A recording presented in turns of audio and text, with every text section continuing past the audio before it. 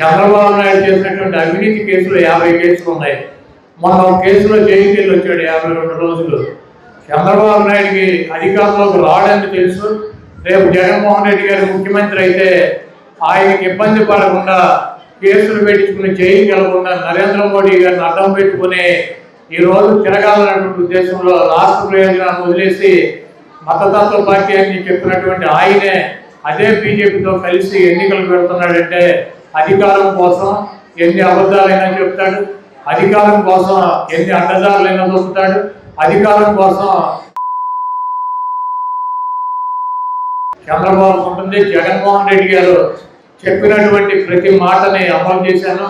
డ్వాక్రా మహిళలకు కానీ లేకపోతే ఆసరా కింద కానీ చేయూతి కింద కానీ పెన్షన్లు కానీ పేదలకు 31 లక్షల మందికి ఇళ్ల పట్టాలి ఇల్లు నిర్మించేటువంటి కార్యక్రమం కానీ లేకపోతే మీ పిల్లలకు ఇంగ్లీష్ మీడియం పెట్టి స్కూల్స్ను బాగు చేసి మంచి ఆహారం పెట్టి పుస్తకాలు బట్టలు అన్నీ కూడా ఇచ్చి మరి పిల్లల్ని చదివించేటువంటి ఇంగ్లీష్ మీడియం చదువులు చెప్పేటువంటి కార్యక్రమం కానీ ఫీజు రియంబర్స్మెంట్ కానీ ఆరోగ్యశ్రీ కానీ ఇటువంటి అనేక కార్యక్రమాలతో జగన్మోహన్ రెడ్డి గారు మీ ముందుకు వచ్చాడు.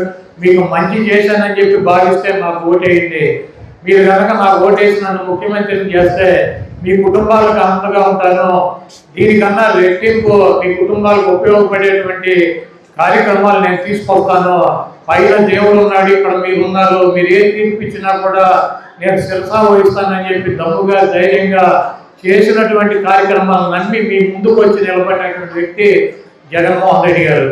చంద్రబాబు నాయుడు 14 సంవత్సరాలు అధికారంలో ఉన్నాను, మీకు మంచి చేశాను, మీకోసం ఈ కార్యక్రమాలు చేశాను కాబట్టి నన్ను గెలిపించమని చెప్పి అడిగేటువంటి దమ్ము ధైర్యం లేక ఒక పక్క పవన్ కళ్యాణ్ని, ఒక పక్కన నరేంద్ర మోడీ గారిని, ఒక పక్కన ఉత్తపుత్రుడిని, వెనకాల కాంగ్రెస్ చెల్లెమ్మని, ముందు బీజేపీ వదినమ్మని వీళ్ళందరినీ పెట్టుకుని ఏదో రకంగా జగన్మోహన్ రెడ్డి గారిని గంతి దించడమే ఒకే ఒక కార్యక్రమం.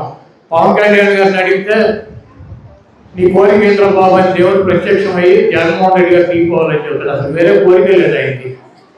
చంద్రబాబు నాయుడు గారిని అడిగితే నన్ను ముఖ్యమంత్రిని చేయమని అడుగుతాడు, వేరే కోరికే లేదు. ఈరోజు పవన్ కళ్యాణ్ కావచ్చు, చంద్రబాబు కావచ్చు, బీజేపీ కావచ్చు, వీళ్ళ ముగ్గురు కలిసి పోటీ చేసినా కూడా వైఎస్ఆర్ కాంగ్రెస్ పార్టీని ఎట్టి పరిస్థితుల్లో ఓడించగలిగినటువంటి దమ్ము ధైర్యం సత్తా లేవు పార్టీలు. ఎందుకంటే జగన్మోహన్ రెడ్డి గారు నమ్ముకుందా పైన ఉన్నటువంటి దేవుణ్ణి. ఆ దేవుడు 1000 మంది మోడీలు, 1,00,000 మంది పవన్ కళ్యాణ్, 1 కోటి మంది చంద్రబాబులు కలిస్తే ఎంత బలం ఉంటుందో దానికి 1,00,000 రెట్లు బలం ఉన్నటువంటి వ్యక్తి ఆ పైన ఉన్నటువంటి బలవంతుడు.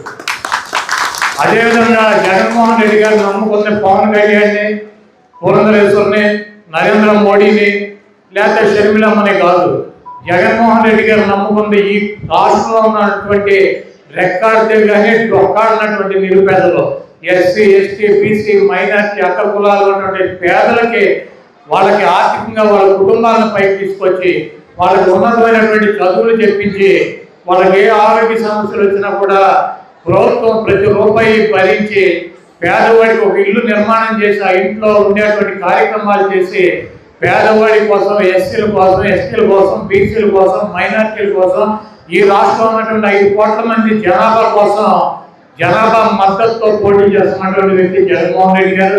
ఇన్ని కోట్ల మంది ప్రజాదరణ, ఆ పైన ఉన్నటువంటి భగవంతుడు ఆశీస్సులు, రాజశేఖర రెడ్డి గారి ఆశీస్సులు, డాక్టర్ బిఆర్ అంబేద్కర్ గారి ఆశీస్సులు, ఆఖరికి ఎన్టీ రామారావు ఆశీస్సులు, బాబు జగజీవనరావు ఆశీస్సులు, పూలే గారి ఆశీస్సులు, వీళ్ళు చూపించినటువంటి దారిలో నడుస్తున్నటువంటి జగన్మోహన్ రెడ్డి గారిని ఓడించడం ఈ మోడీ గారికి కానీ, ఈ చంద్రబాబు కానీ, పవన్ కళ్యాణ్ కానీ సాధ్యం కాదు. తూర్పును ఉదయించాల్సినటువంటి సూర్యుడు పడమలు ఉదయిస్తాడేమో నాకు తెలియదు.